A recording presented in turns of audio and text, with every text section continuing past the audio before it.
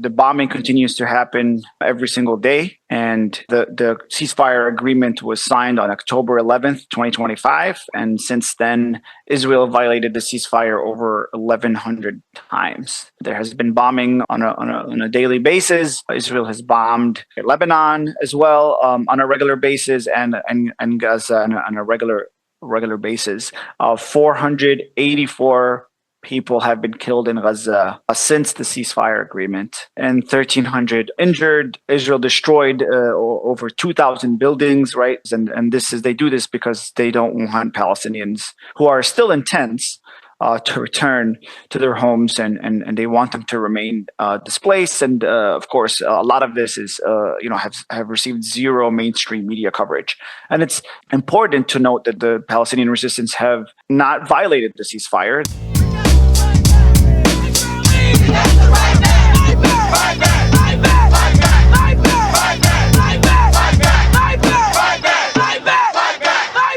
Welcome to Fight Back Radio, a production of fightbacknews.org, taking you to the heart of the people's struggle. I'm your host, Richard Berg, and I wanted to, before we jump into our episode today, talk a little bit about what's been going on in Minnesota. And as we're recording this, Alex Peretti has been the second person murdered by ICE up there. And on behalf of Fight Back Radio, I wanted to give our condolences to his family, as well as the family of Renee Good and the whole movement up in Minnesota that has really just been the front line of the struggle in the past weeks, and have shown that people are willing to stand up and stand together against this kind of repression. So, our heart goes out to the families of the people in Minnesota that have suffered this, but also a salute to the people in the neighborhoods of Minneapolis, St. Paul, and people across the country that have stood with them. And here in Chicago, it's been freezing cold, and we had thousands and thousands. I think 20,000 people turned out yesterday. We're going to release this in about a week, and with Trump, who knows what will happen in the next week? It might be all kinds of other horrific news that comes to the bear. But today we're going to talk about Palestine, which Fight Back Radio has covered pretty thoroughly for more than 2 years. But more recently, since this peace agreement, it's kind of fallen out of the news, or it's been more in the middle of the newspaper instead of the headlines. And we wanted to give people an update on some of what's going on there, and talk about what the current situation is in Palestine and in the Arab world. And we got the perfect guest. We got Husam Marajda, who is the Chicago chapter co-chair of the United States Palestinian Community Network, who knows this stuff and lives it and organizes around it and has been for some time. And so this is an important issue, and even though it's fallen out of the news somewhat, we need to connect all the different issues. And we'll talk about that a little bit as well. But welcome to Fight Back Radio, Husam. Thank you so much for having me, Richard. Truly is an honor to be here at Fight Back Radio. Well, let's start out by talking about your organization, the United States Palestinian Community Network, or USPCN. Can you say a little bit about who's in it and what's its purpose, and why did you get involved in it? Yeah, so USPCN, or US Palestinian Community Network, it's an Arab and Palestinian community-based grassroots organization. It was formed in 2006. We're a leftist, organization, very progressive, and we see ourselves as part of the, indivisible Palestinian nation in exile, and we believe that all Palestinians and all Arabs have a role to play in the liberation movement, regardless where they are, whether it's in Palestine, the refugee camps around Palestine, or within Palestine, or all over the world. And so Our work is mainly guided by the three main constants, or as we call them in Arabic, the thawabit, which were initially, declared by the PLO, the Palestinian Liberation Organization, in the 1970s. And so they're number one, self-determination and freedom for the Palestinian people from the river to the sea in an independent, liberated state, with Jerusalem as our capital. The right of all Palestinian refugees and their descendants to return to their original homes and lands they were exiled from in historical Palestine, in 1947 and 1948 during the Nakba, and again in 1967, and the right of the internationally recognized right of resistance against Zionist occupation and colonization of all Palestinian and Arab lands. I joined USPCN about 10 years ago, or 9 years ago, about to enter my 10th year. And I was an activist in college at DePaul University, and I was a member of the Students for Justice in Palestine. And once I, graduated and wanted to continue my organizing in community, organizing, USPCN was just, the one that made sense. USPCN is very progressive, and I appreciated all the work that they do, not only in the Palestinian community, but also in, all the solidarity and all the support that USPCN was providing and was doing in other communities as well. And I said, this is where I belong, and it made a lot of sense. Yeah, I mean, you're the right one to have on for this episode, clearly. And I will say this, here in Chicago, I see you as a leader of the Palestinian community, and you turn out for the events, and you bring numbers to it, and you organize, and have really pushed not only that movement forward, but in solidarity with so many others. So I'm really glad that we were able to get you on here, and you're hard to get on here too. I'll say that to our Fight Back Radio listeners, because he's so darn busy. But I appreciate you taking your time and being generous with it to help inform Fight Back Radio listeners of what's going on in Palestine. So I want to start out by talking, the date October 7th, the Al-Aqsa flood is become a date that is firm, and we'll talk a little bit about what happened after that and the genocide and what's going on now. But the pro-Zionist forces and a lot of the news that came out right after that was like, this increased level of resistance and militancy and counterattack by the Palestinian forces on October 7th came out of nowhere, and people used that to justify a genocide in Gaza.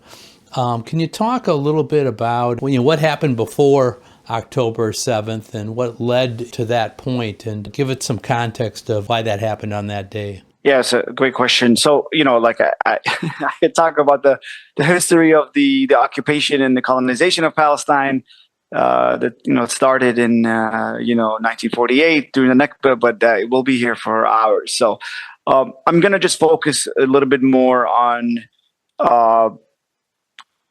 in Gaza. And in Gaza, it just the past, a couple of decades. So, Gaza has been under complete land, air, sea siege by the Israeli occupation forces. We're talking about 2 million people unable to leave, unable to control their own borders, unable to control their own economy. And every few years since 2008, Israel would start a bombing campaign in Gaza. And so in 2008, right, there was a bombing campaign, 1,500 Palestinians killed. 2012, 150 Palestinians killed. 2014, there was a bombing campaign and a ground invasion that lasted 50 days, and 2,500 people were killed and 10,000 people were injured. And in 2018, 2019, the people of Gaza started the weekly Great March of Return demonstration, right? And to peacefully march to the border to end the siege, an attempt to end the blockade and the siege, which is illegal under international law. And of course, they were met with sniper bullets and tear gas. And this, lasted a few months. but then 200 plus people were killed and 9,000 injured. And at the same time, this was during the first Trump presidency. He moved the Israeli embassy to Jerusalem, the historic capital of Palestine. Right, he recognized the Israeli annexation of the occupied Syrian territory, Golan Heights, which is the recognition is considered like null and void by the rest of the world.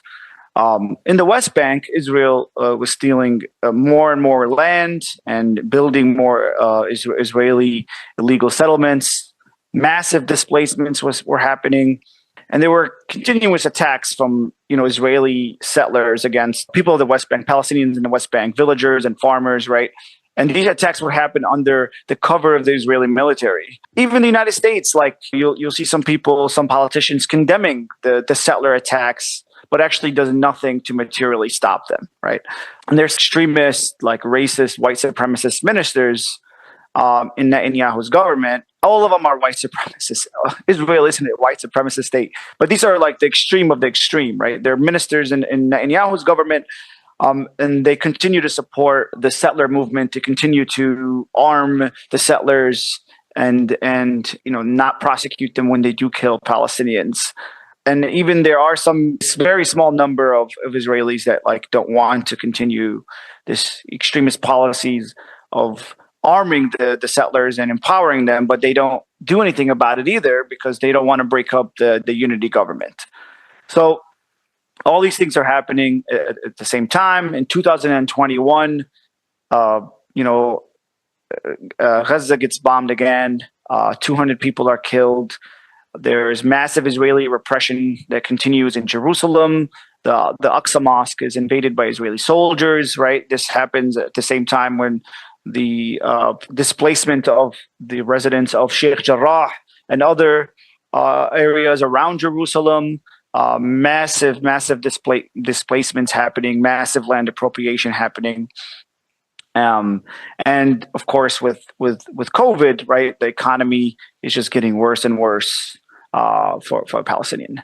At that time, the number of Palestinian prisoners in Israeli jails, which has a 99% conviction rate, the total number is 7,000 Palestinians, and this and including many children, and the abduction of children happens on a regular basis, in the middle of the night, where the Israelis would come in and storm a refugee camp or storm a village or a city, go into a house and just, kidnap a child. And the family, it takes family days to find out their whereabouts. So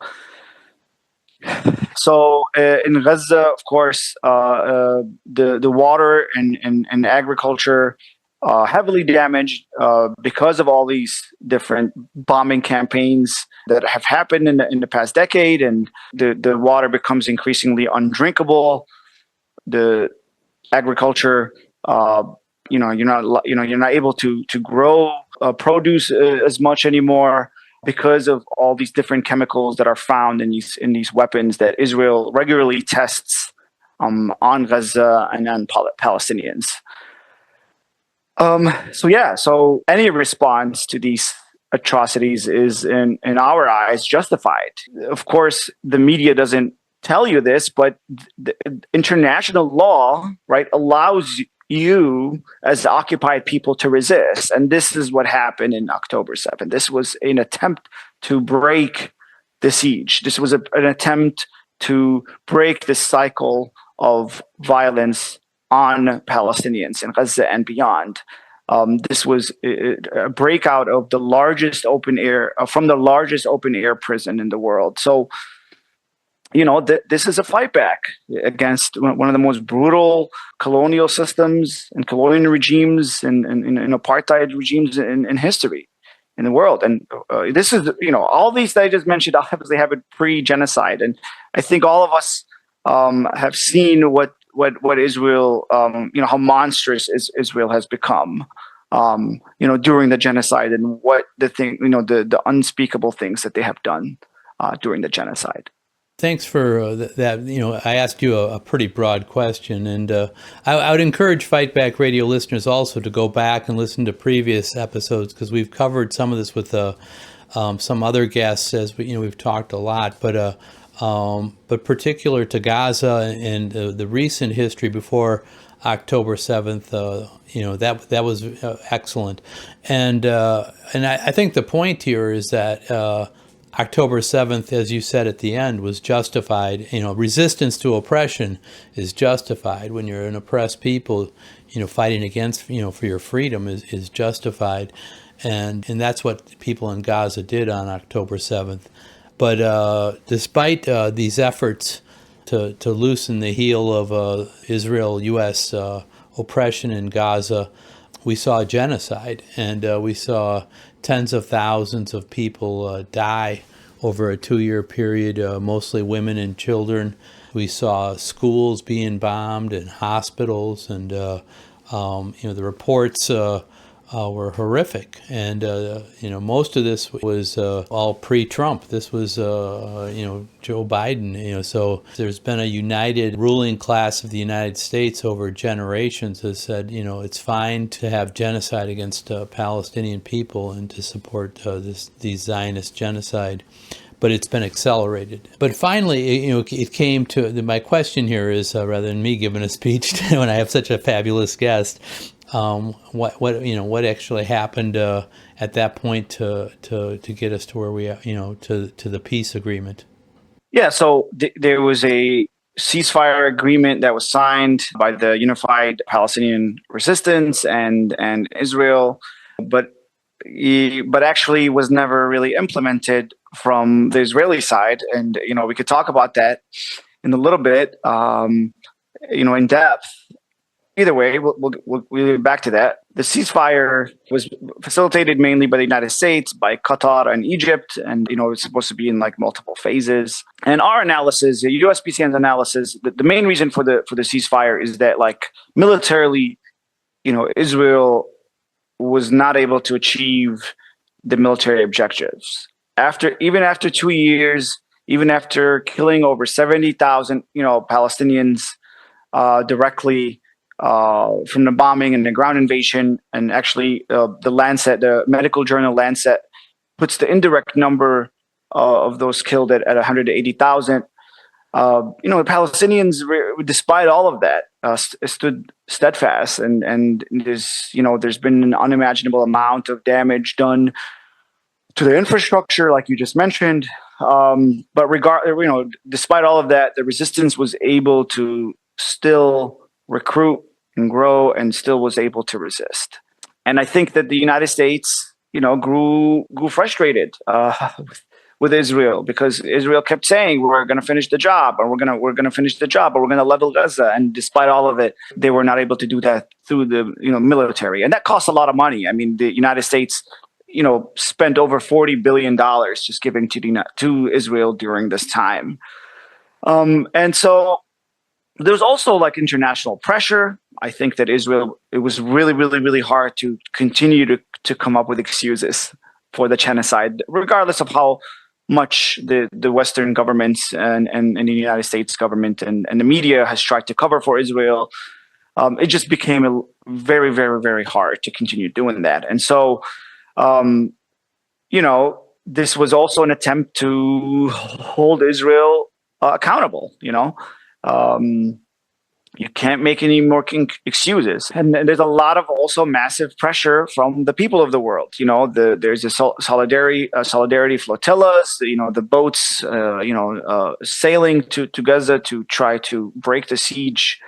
There's general strikes in Italy. The people of North Africa to march literally march to the border of Gaza through Egypt. Right, there's some states that started to maybe recognize Palestine, and of course the constant pressure that the United States government have felt from the people of the United States here as well. And I think lastly, there's also some motivations from the Trump to end this and actually profit off of it.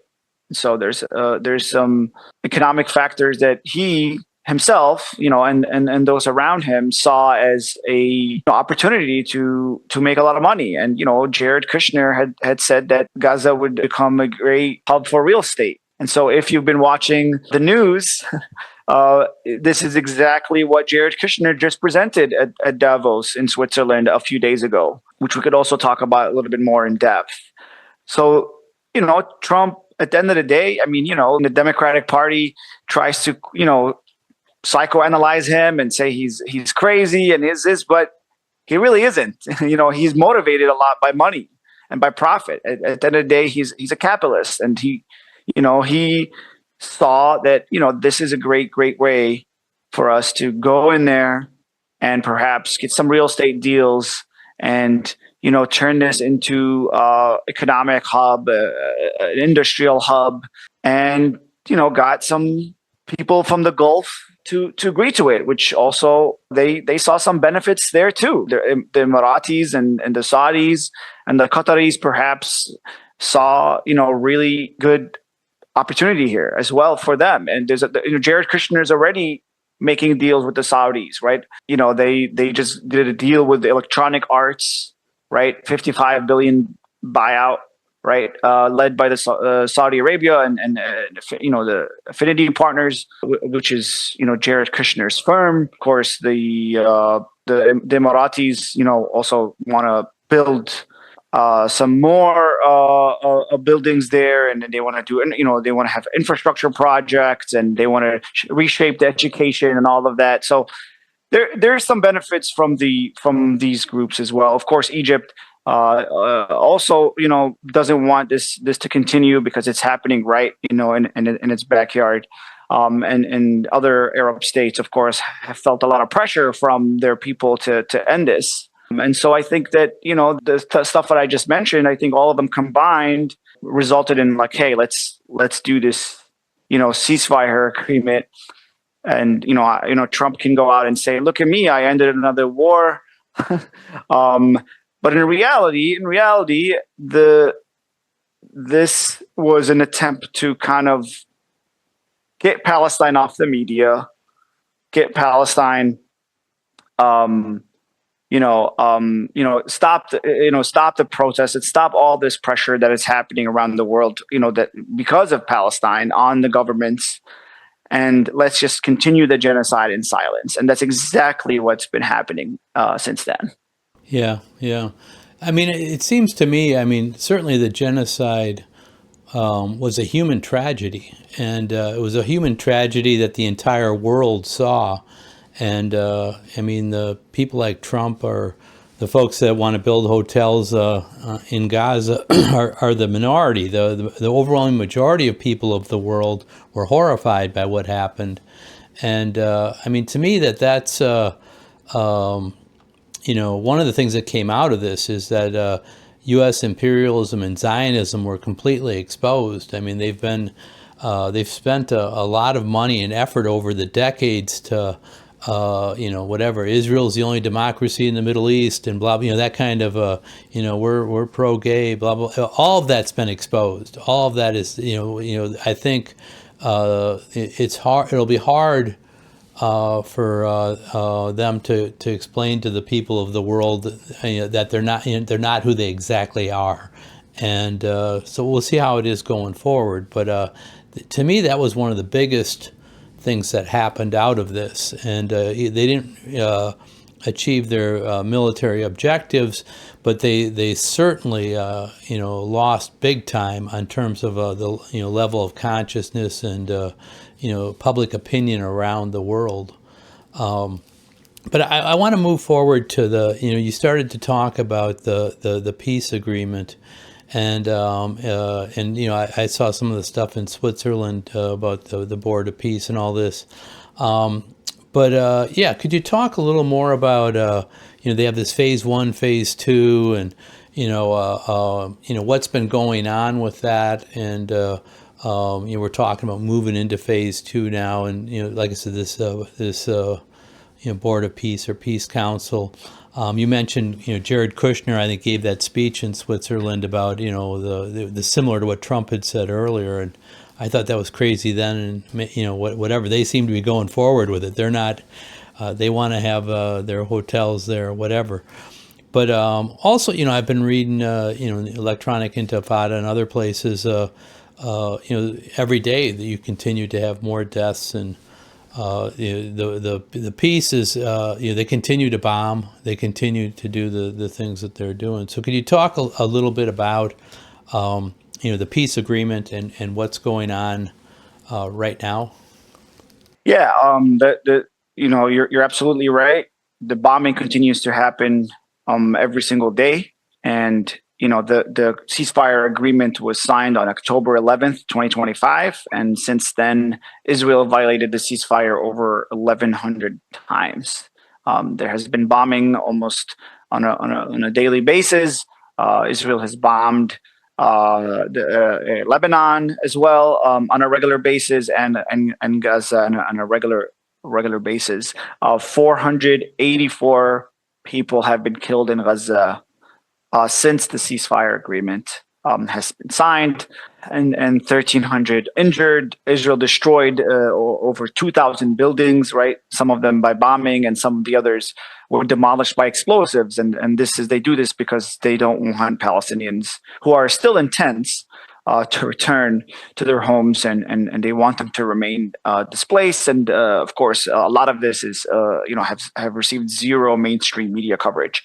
And it's interesting to very important to note that the Palestinian resistance have have not violated the ceasefire. They continue to hope that the people that gave them the guarantees that Israel won't continue to actually stop Israel. But of course, that hasn't happened. So the United States is not going to pressure Israel to stop, and neither will the Gulf countries. And so, so we don't know what's going to continue to happen. But as for the phases. Let me go back before you get into the phases, and I do want to go there though. But when the negotiations were going on, I mean, the Palestinian negotiators were, as I recall, were holding out for, like, we need to get a certain amount of aid in there. There was starvation going on. There was no electricity, medicine. It was a human crisis that was on. Was for the whole world to see, and they were saying, well, this needs to end. That was weighed heavily on the part of the negotiators, from what I could tell. I'm assuming, and they were able to win certain things that that trucks would be let in, and that but now I see 15-year-old kids are getting killed for looking for firewood because they don't have heat, and people are going back to you're, like you just said, living in tents. And Trump was like, I'm going to be in charge of this. This is all going to happen. I'm a big tough guy, and my whatever. The implication was that you could take him at his word. What what is it like to be in Gaza right now? What kinds of situation are the Palestinian people that are there facing?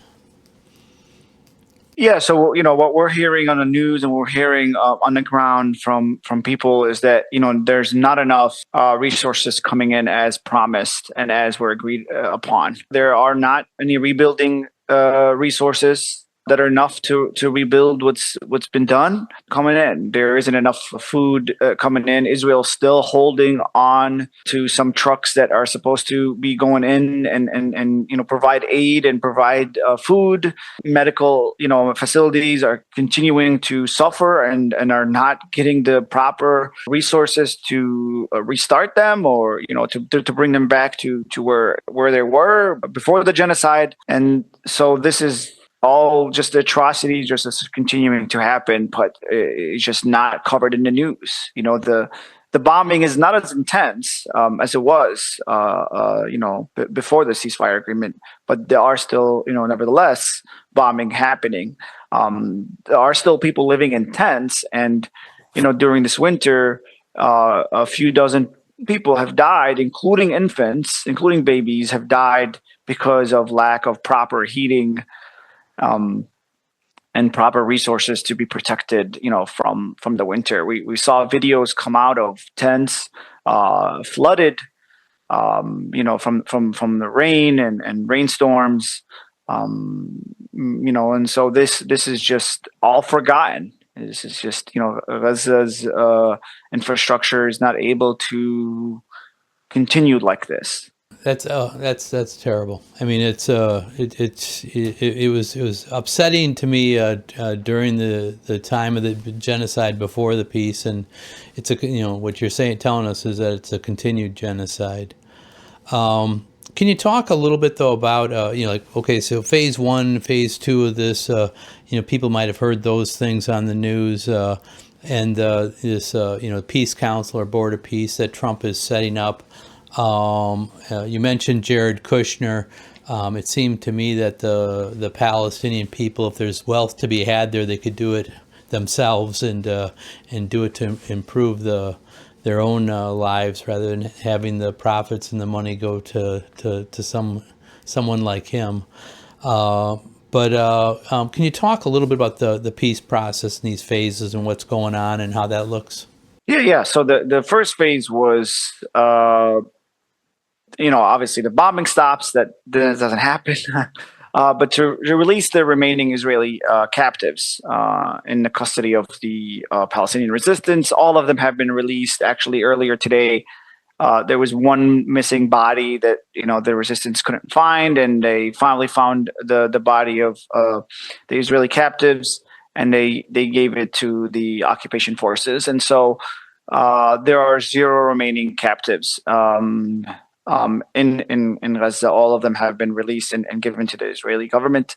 There were supposed to be hundreds of Palestinian political prisoners to be released from Israeli prisons out of the 10,000.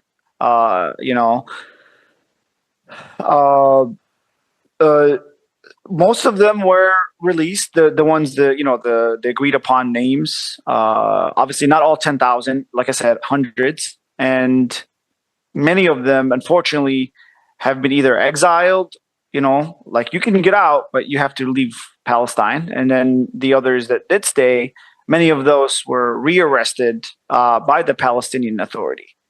And given to Israel, or some Israel just rearrested them on their own. So this was also, again, violated. And then, of course, Israel was supposed to start withdrawing. And we don't see that happening. They didn't withdraw, and not only this, there are satellite images that show that Israel have built 14 or are building 14 military outposts. And then the Interior Minister of Israel, Katz, a few weeks ago, just said that threatened that there will be we don't have a problem building more settlements in Gaza. And so this just tells us that Israel is not planning on leaving, and they just want to make their presence in Gaza permanently. And they have not, where the line where Israel have taken over is actually 50% of Gaza. So they don't have any. There are nobody's pressuring them, and no one is pushing them to withdraw. So the phase one is not even being implemented. The negotiations for the second phase, are of course being delayed by Netanyahu, and this is his game. This is the Israelis' game. Delay. The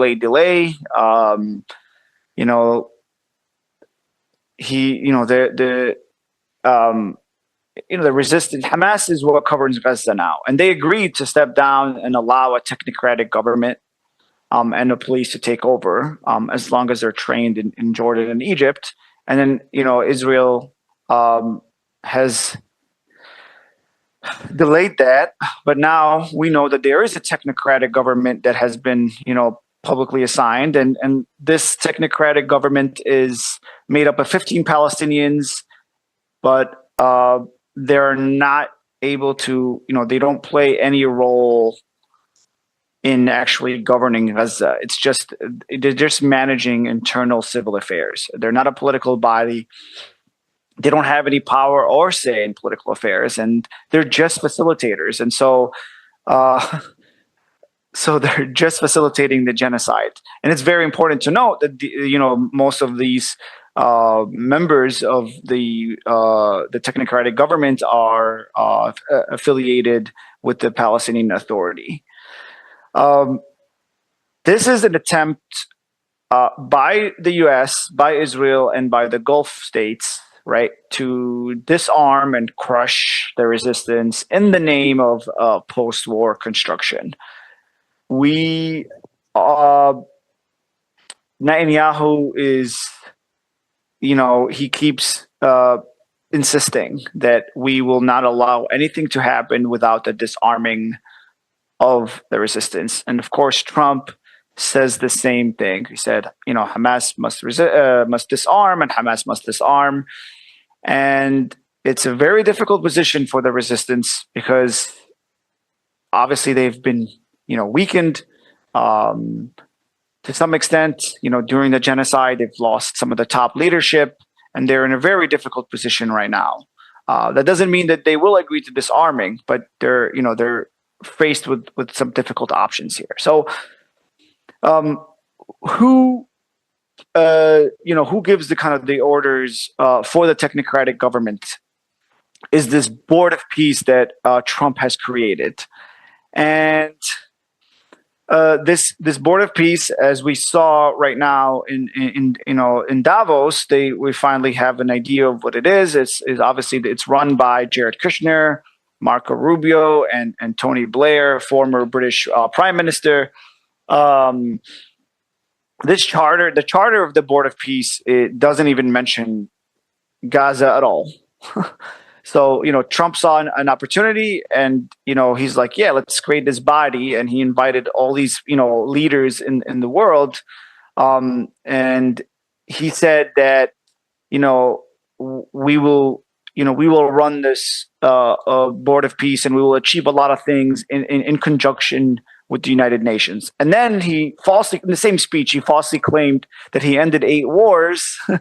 And then he says, when I ended 8 wars, I didn't even talk to the United Nations. And so what we think is happening is that he's created an alternative body to the United Nations where he doesn't have to go through the United Nations, where he could just bypass everything, and the United Nations becomes irrelevant in the world. And he's made himself the king of this, the president, the chair of Board of Peace, and gave himself unlimited powers, right? He gave himself veto power, and he's the indefinite chair, and he could only be removed by a unanimous vote, or if he's deemed incapacitated or dead, right? And then after that, Jared Kushner, after Trump's speech, Jared Kushner talks about what the plan for Gaza is. He talks about he showed these images of like futuristic buildings and roads and properties. And he says that, Gaza is going to become like a new tech and a new industry hub, a smart city. None of these plans have any Palestinian say in them. There's no Palestinian agency. There are no, the technocratic government of Gaza are just facilitators. They get their orders from this Board of Peace. So there's zero political future for the people of Palestine. There's zero agency. These are the people that they live on this land. This is our land, but we have zero say in it. And so what this does is continues the genocide, continues the erasure of Palestinians, and the theft and the colonization of Palestinian land. And guess what they're going to do with the people of Gaza? They're going to either deport them, force them to leave, or they're going to keep them there and force them into cheap labor and just servants of U.S. and Western plans. Right. That's it's not a pretty picture. And what I'm hearing you say though is that despite the peace agreement, the bombing is slowed.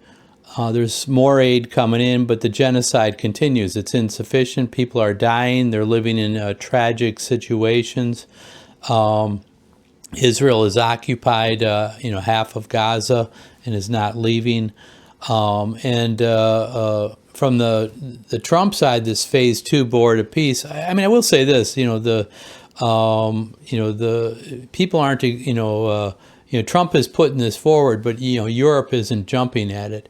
And my read of some of this is, most of the current international law, the things that are being violated repeatedly by Israel and the United States are things that were set up by the United States in the post-World War II era when Israel was being founded as a country. And it's not working for the U.S. anymore. It's like and Europe, which was devastated by World War II, is a little stronger now, and they're not agreeing to all of it. I saw that, at least right now, most of France and Britain have not agreed to be on the board of peace. Tony Blair is discredited, I think, even in Britain, and so you're seeing whatever people countries. I saw that Putin said they want $1 billion to be a permanent member, and Putin said he would consider it if they would let him use the money that has been frozen because of the Ukraine war. So there's all kinds of international intrigue, and Trump, trying to, whatever, is not just simply a member of the collective ruling class. He's looking out for his own interests and his family's as well, it looks like to me. But let me ask you about, I mentioned earlier about the consciousness of the people of the world being raised through this genocide. What should we be doing? What should we be asking, or how should we be pressuring our leaders? What's the call right now to people of conscience in the world? Yeah, so the last 2 years have they not only isolated Israel, right, but they also humanized the resistance of Palestine amongst the people of the world, and I think that we have to continue doing that. We have to continue humanize our people that have a right to resist, and the people of the world, the conscious people of the world, should support that, and it also the last 2 years have really, really exposed the hypocrisy of the West, especially now, actually, with the Trump's threats for Greenland. The Prime Minister of Canada gave a speech in Davos and said that this rules-based order has been shattered. And he said that this used to work. This economic collaboration used to work, and now some people want to take over others. And he's saying directly that we were okay with with what happened in Gaza. We're okay with what happened in Venezuela. We're okay with what happened over the last 100 years to the people of the global South. And black and brown people, but now that it's happening to us, it's not okay. It's being shattered, and we don't want that. And this is the same thing with like Macron has gone out and said the same thing. He said, we don't need any more imperialism in the world. We don't need new colonialism in the world. I'm like, like hearing that was just, what. This is what France has been doing for the last 100 years. But Gaza was what started that. People seeing the genocide in real life, live streamed, on a daily basis, and seeing the West and the Western media cover for Israel and give it more money and give it more diplomatic support and giving, and then vetoing Security Council resolutions that hold it accountable, trying to punish South Africa for the genocide case in the ICJ, International Court of Justice. It exposed the hypocrisy of the West and hypocrisy of Western civilization. And so, we need to capitalize on this momentum that where we're seeing Israel being isolated and the West being hypocrites, right? And we need to continue to start, BDS, boycott, divestment, and sanctions campaigns, and start them and grow the ones that already exist. And we need to continue to confront Zionism, and all support to Israel in all of its forms, musical concerts, comedy shows, politicians, fundraisers, real estate events. All of that need to be disrupted and need to be called out and need to be shamed. And specifically politicians, right? We need to we need to hold them accountable, the existing ones, hold them accountable for their support of Israel. You don't just get to support a genocide and vote to fund a genocide and then just be forgiven. And and this is what the ceasefire is trying to achieve. It's trying to get us to forget it and to brush it aside. I mean, we're hearing this at protests still. People say, well, the war is over. People online comment on our content. Sometimes they message us really bad and disgusting things that say, well, the war is over.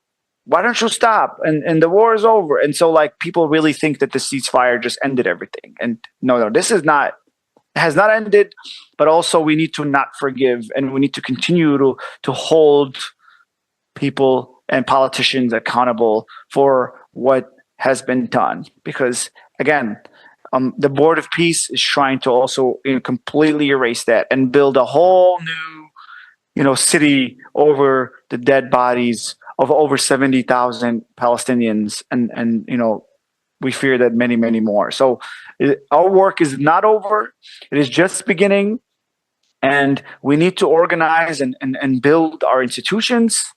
We need to, build the anti-war movement. If you're not Arab and Palestinian, and if you are Arab and Palestinian, you need to join an organization. More than happy for everyone to reach out to USPCN and join USPCN, and we need to continue to have long-term campaigns to continue this pressure, right? Like Israel has signed more contracts with multi-billion-dollar companies, right? They've signed contracts with ChatGPT to improve how responses to Zionism are, in ChatGPT. They've made contracts with Google and other companies, right? The weapons sales are continuing to happen. In fact, they're skyrocketing because their weapons are tested in real life on Palestinians. And so all these really horrible and evil people are buying weapons from them that are tested, and there are results that they can show to the people buying these weapons. Gaza is still under siege. We need to continue to demand. We need to continue to oppose the Board of Peace, and we need to demand that the siege is broken. And we have a long way to go. Yeah, no, I can see that. And war criminals, should be in prison. Well, so we have to continue to work to doing that. You know what I mean? Yeah, of course. And let me follow up on it a little bit here. So there's, it seems to me, as I've said, that politically,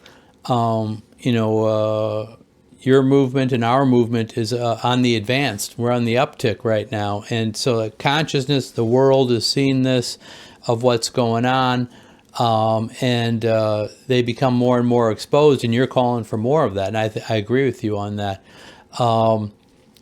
Their response seems to have been primarily militarily. And so you see it in Gaza, but also you see it in the West Bank, and maybe you can talk to that a little bit about what's been going on there. I know they're talking about increasing settlements in the West Bank, but also, the United States and Israel, along with Turkey, have been involved in Syria, and the Kurdish. The U.S. has just left the Kurds, in Syria.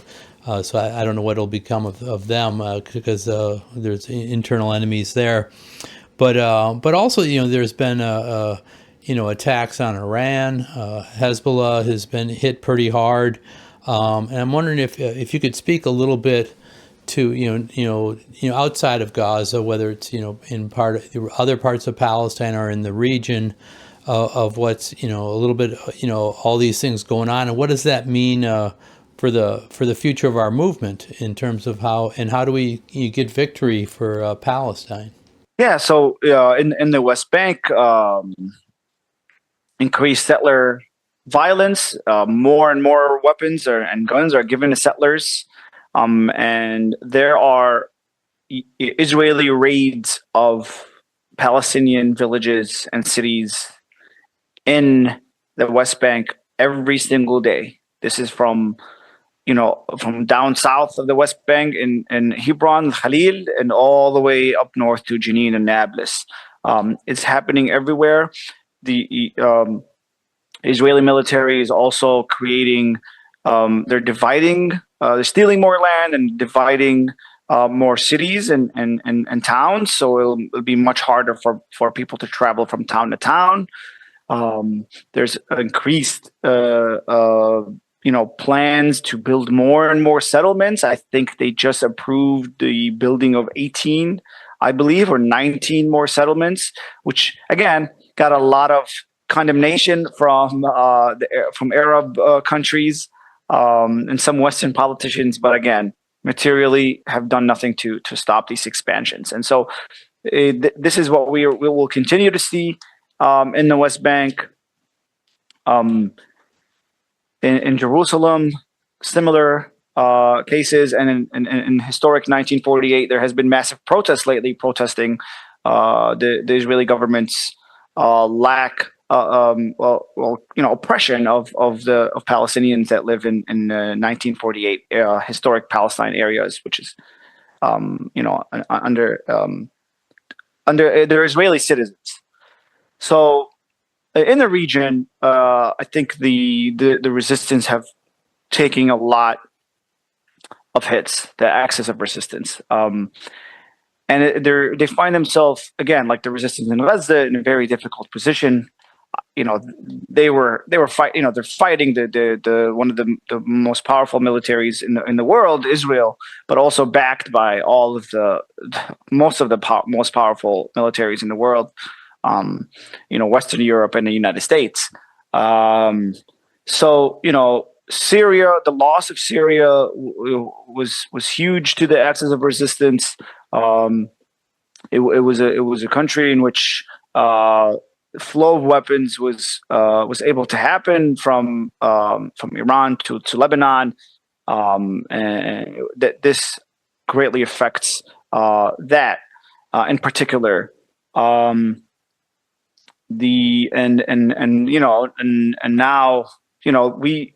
we were against a U.S. intervention in Syria because we knew what's going to happen exactly, and now we're seeing what is happening. Is it a government that the president of Syria is a former member of Al Qaeda, and his government are running, going rogue, and they're killing minorities, and they're killing different political factions and different groups, and are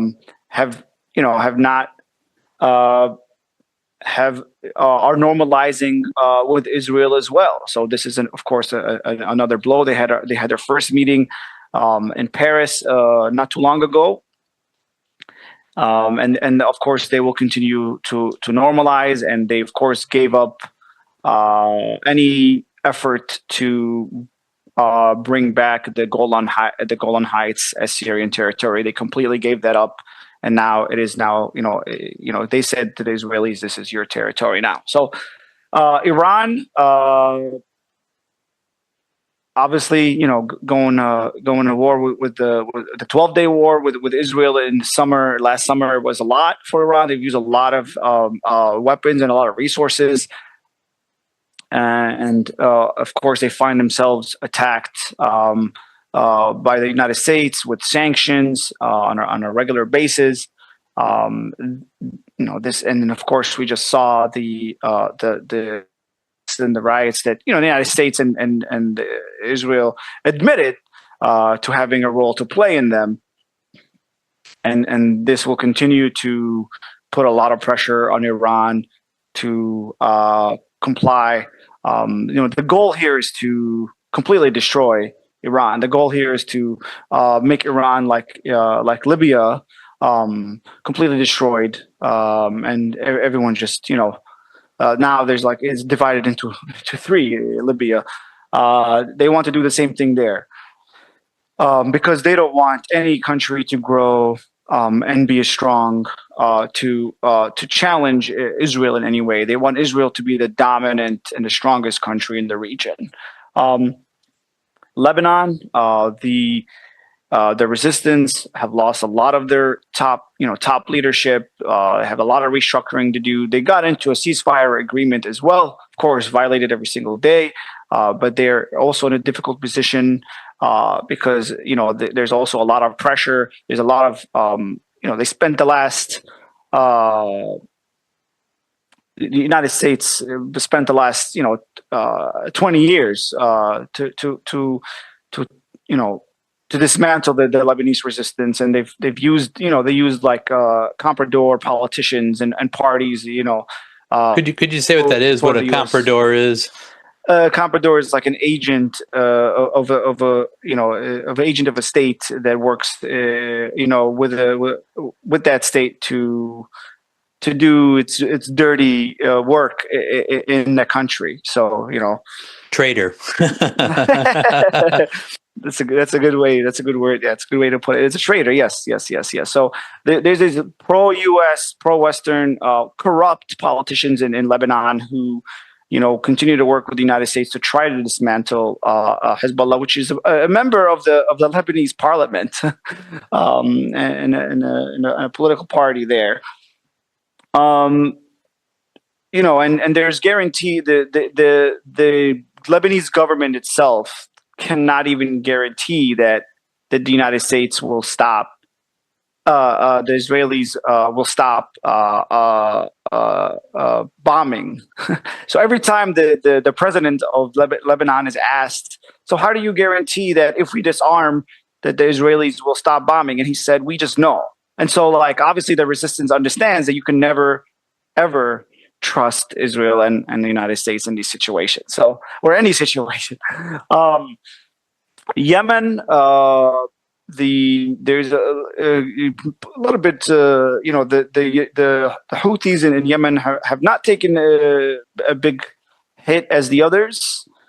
Mainly because they didn't engage in the war directly in a bigger scale like the others did. But Yemen has been, the southern of Yemen has been kind of, there's two proxy groups.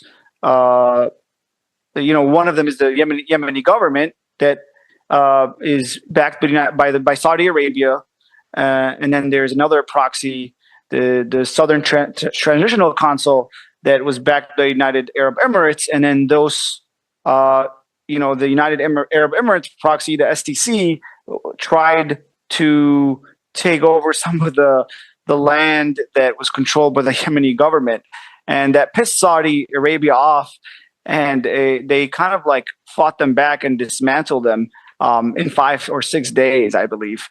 So. We don't know what's going to happen with Yemen. I think that the Israel and the United States will want to dismantle and disarm the Yemeni resistance as well, because they don't want anybody in the region to have any weapons that will be aimed and have Israel as its target. So the United Arab Emirates and the Saudi, this caused a rift between them, and this is going to continue to develop. Saudi Arabia has created a military alliance with similar to NATO with Pakistan, and now they're talking to Turkey and potentially Egypt to form something similar. This is gonna this is changing a lot of the shape in the Arab world, and very interesting to see. But the people of the Arab world as a whole have grown increasingly frustrated with their governments and with the world for leaving Palestine. The Arab streets are heavily support Palestine. although the Arab governments don't. And so this is, this is going to blow up at some point. The streets in the Arab world will at some point blow up in the face of their government for abandoning Palestine, and we don't know what that's going to look like. But as of now, militarily and military resistance is weakened, but the will of the people and the will of the resistance is there. So I'm very confident that it will continue in different ways, and it will restructure in different ways and come back stronger. Yeah, I want to ask you about. I want to shift a little bit here to talk a little bit about USPCN and how you operate in the United States. And a couple of things have struck me. One is how you've went at different progressive movements that what you call PEP, Progressive Except for Palestine. Different politicians. Actually, I'm talking to you from the 9th Congressional District in Illinois, which has been a battleground for the people are very progressive except for not with the Palestinians. We don't support them, and but it's true throughout. We've seen a liberal American society. I'm a proud union member, and I see within the labor movement, the AFL-CIO historically has been pro-Zionist, and some of that is starting to shift. I know you were one of the leaders of the March on the Democratic Party convention, and that was basically challenging this progressives to take the right stand on Palestine. And you alluded to it a little bit earlier in culture. I know there was just a protest here against Jerry Seinfeld, and other comedians in Chicago that have been that your organization and your chapter have led. So I was wondering, can you talk a little bit about that and about the strategy there?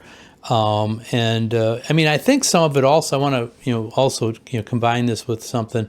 A lot of these folks were actually working with around things like what's going on in Minnesota and immigration and stuff like that. But it's around issues of Palestine. We still need to call them out. And can you talk about that contradiction and how you guys handle that?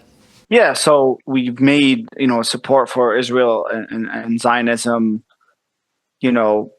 very shameful and derogatory, right? Like we've made Palestine a top election issue, coming up to the 2024 elections, right? The March on the DNC, like you just mentioned, 35,000 people marching the whole week, right? We put Palestine up front, and the Democrats couldn't ignore it, right?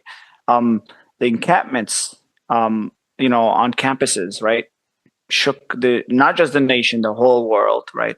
In the progressive social justice movement, the real progressive social justice movement, Palestine is front, and center, and it remains to be. And so, there's been some really good material accomplishments in the United States, right? Like North Carolina, Michigan, and Minnesota all decided to, abandon some Israeli bonds. Microsoft blocked Israel from using its technology after facing public pressure. Google workers, protested their company's involvement in the genocide.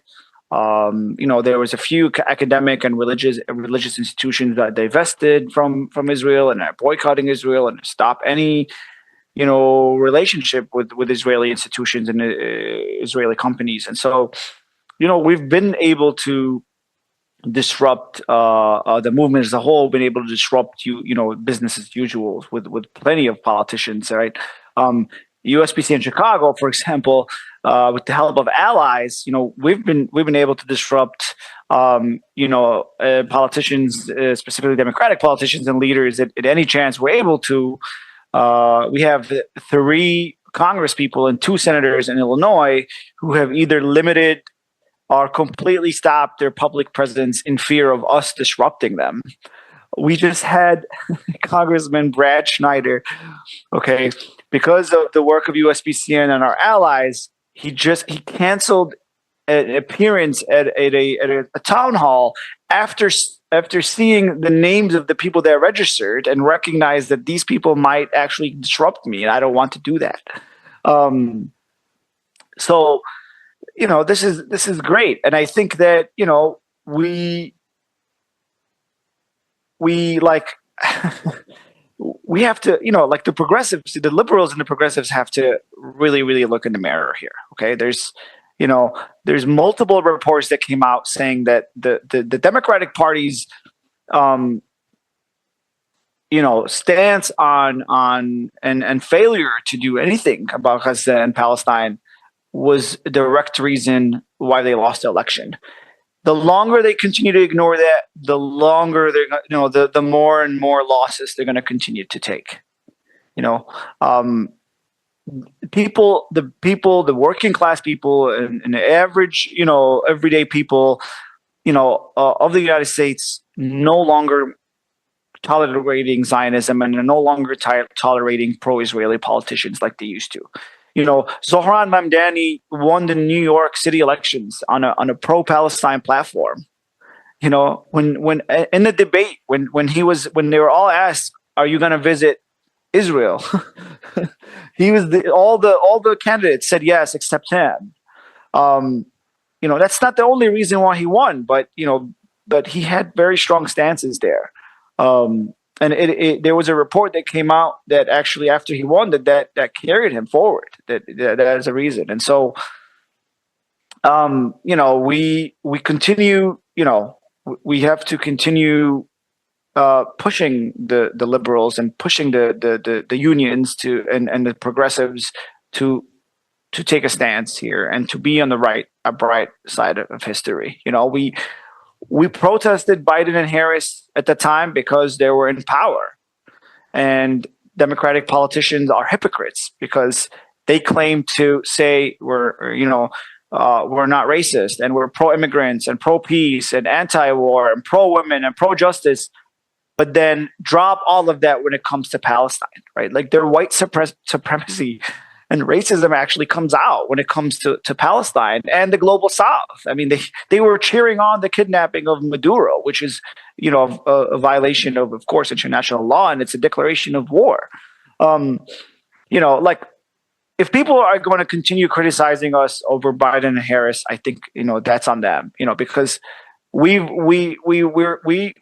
protested Trump the day after he got elected, and we protested his inauguration, and we're protesting, against all of his attacks on our communities and immigrant communities and Black people, and of course we continue to protest against his wars, and threats of wars, and because he's allowing these things to continue, and we've protested him, of course, because he allowed the genocide to continue as well, and so.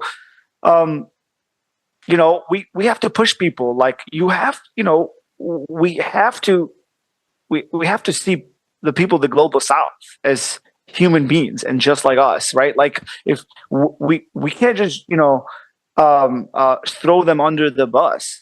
Palestinians, like, are they not human to you? Right? This country gave Israel $40 billion, full military support, military intelligence, diplomatic, political backing, right? Few dozen votes.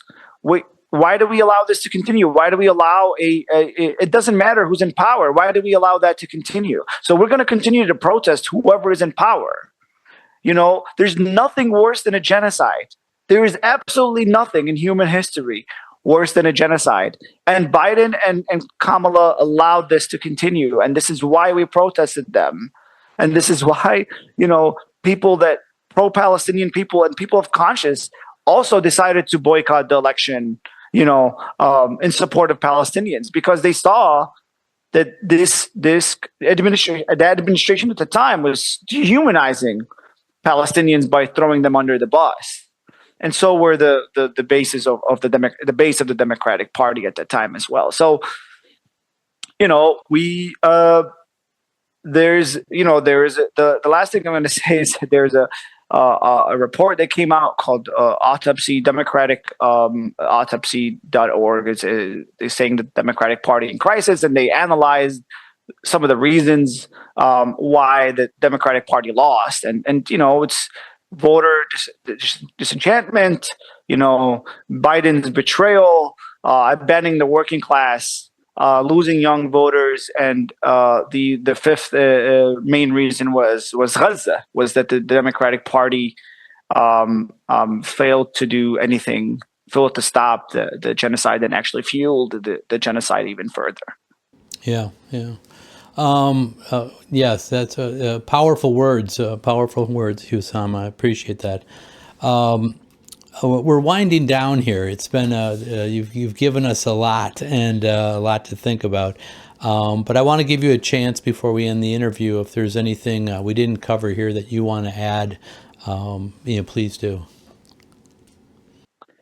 Yeah, I first want to again thank you for having me on here, and I just want to say that USPCN is not a single issue organization, and we believe that the U.S. war machine and U.S. imperialism has to be dismantled and destroyed. I mean, this is our best hope of having a just a world. Here, of course, we have a lot of work to do, and this is why USPCN works a lot with immigrant rights organizations. This is why we are in the leadership of the coalition. Here in Chicago, USPCN, one of the co-chairs of the Chicago Coalition Against the Trump Agenda. We just had 20,000 people in the streets yesterday, Sunday the 25th of January. We helped put that together because we believe that we need to protect each other, and we need to all collectively be united in a united front to defeat the U.S. war machine, here domestically and abroad, and any blow that we strike, whether it's here, whether it's in Israel, whether it's in Venezuela, whether anywhere else, it will help us get one step closer to a more just world and a fair world where people can have healthcare, housing, and all your basic needs met, instead of all of this money going to fund terrorist ICE agents in the streets, or terrorist Israeli occupation forces in Palestine. And I want to encourage people to get involved, and I want to encourage people to organize. We in Illinois, we have the Illinois Divestment Campaign. I really hope people can reach out to USPCN. You can reach out to us, USPCN at uspcn.org, or just www.uspcn.org. You could find our contact information and reach out to us if you'd like to get involved with any of our campaigns. We have the Illinois divestment, where we're demanding Illinois Treasurer Michael Ferrix and the Illinois State Board of Investment divest from Israel. If you're in California, specifically the Bay Area, we have the Oakland People's embargo, in which we are trying to stop the flow of weapons from the airport, from Oakland Airport to Israel, and then in Denver. And other places, we have the no appetite for apartheid, where it's a consumer boycott campaign, where we're trying to get people to boycott from Israeli products, and we're giving them alternatives for better products, healthier products that they can buy instead. Our people in Minnesota, of course, they did a little bit of work. A very new chapter there. Did some work at with the Minnesota divestment campaign alongside the anti-war committee there, and they're now on the streets, of course, defending our communities there from ICE. And so, wherever you are, if you would like to get involved with USPCN, please reach out to us, and we'll get you plugged in. If you don't have a chapter in your area, we will help you start a chapter. All right. So thank you, Husam, for being our guest on Fight Back Radio. Thanks for having me, Richard. Appreciate it. All power to the people. All power to the people. Okay. Well, that was a good update, I think. And I think it was important that people hear what's going on in Palestine. I mean, this has been a part of the movement forever, and the tireless resistance of the Palestinian people to genocide and every kind of oppression that you can imagine is really something. But all our movements are hooked together, and as Husam told us, when we fight for Palestine, we fight for ourselves, and the same way that they view that too. And that's why Husam is a tireless fighter. You see him at all the protests here in Chicago. He organizes so many people to turn out and is putting forward the facts and giving people evidence of what's really happening and helping them understand their own oppression and look for strategies and ways out of it. So I'm really impressed with him, and I'm really fortunate we were able to get him as a guest here on Fight Back Radio, along with his organization, the United States Palestinian Community Networks. And they, just to say, I mean, you see them at protests for police accountability, for, the things about the kidnapping of Nicolas Maduro and Venezuela. They're at all of these things. And they'll tell you that they have unconditional support for people that are facing oppression. They support them. They stand in solidarity with them, and we need to as well. We need to stand with the Palestinians, whether you're Arab, white, black, Asian, or whatever. And so it's an important battle. But before we move on today, I want to make a couple of points. I know. The fight that's been in front of us most recently has been around Border Patrol and ICE and Homeland Security and all these forces of repression that killed Alex Preti, Renee Good, Silvero, Gallegos, Gonzalez here in Illinois, who's less well known. Because we were still developing the movement. But I think, I'm seeing Trump's, on the defensive a little bit now, and it's because our movement has really stood up, and especially the people in the Twin Cities. They have much to be proud of because they're the front line of the struggle, and they actually are pushing back. But it's not a time to let up on the gas. It's time to keep pushing. We need to get ICE, Homeland Security. We need to get rid of them. And we know repression is getting severe. I mean, FBI is visiting activists. There's harassment going on. The CIA is ramping up its activities in Venezuela. We know that because they're sending out press releases saying they are.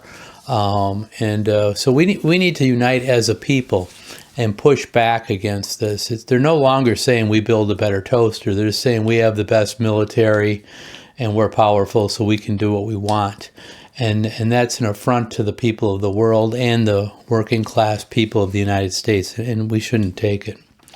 The last thing I want to say before we sign off here is, we're entering Black History Month, and every year I try to, say something here.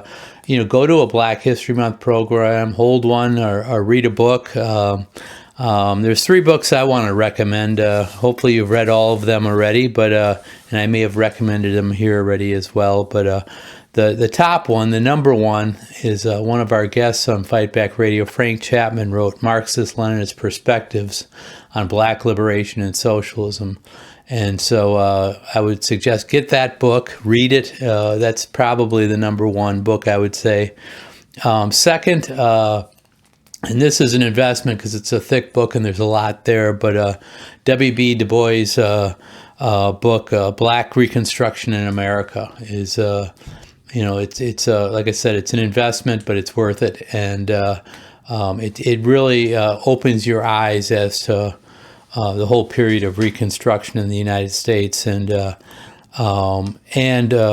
aftermath. It tells you about. You can see where Jim Crow came from, and you can see how slavery ended as well. He talks a lot about the role that Black people played in ending slavery in the Civil War. That's not often talked about. And then finally, I want to say Harry Haywood's book, Negro Liberation, which, as the title indicates, was written some time ago. But it's the basics of Black people as a nation and as and that the right to self-determination for Black Americans. So happy Black History Month to everybody. Go to a movie about Black history, read a book, tell a friend, hold a program, all those things I recommend. And then finally, of course, I want to thank our production team, who always does a fabulous job putting things together for us. Caetano Silvera, Lane Dorsey, Dodd McColgan, and Shane Tremley. And I'm Richard Berg for the entire Fight Back Radio team, saying until next time, all power to the people.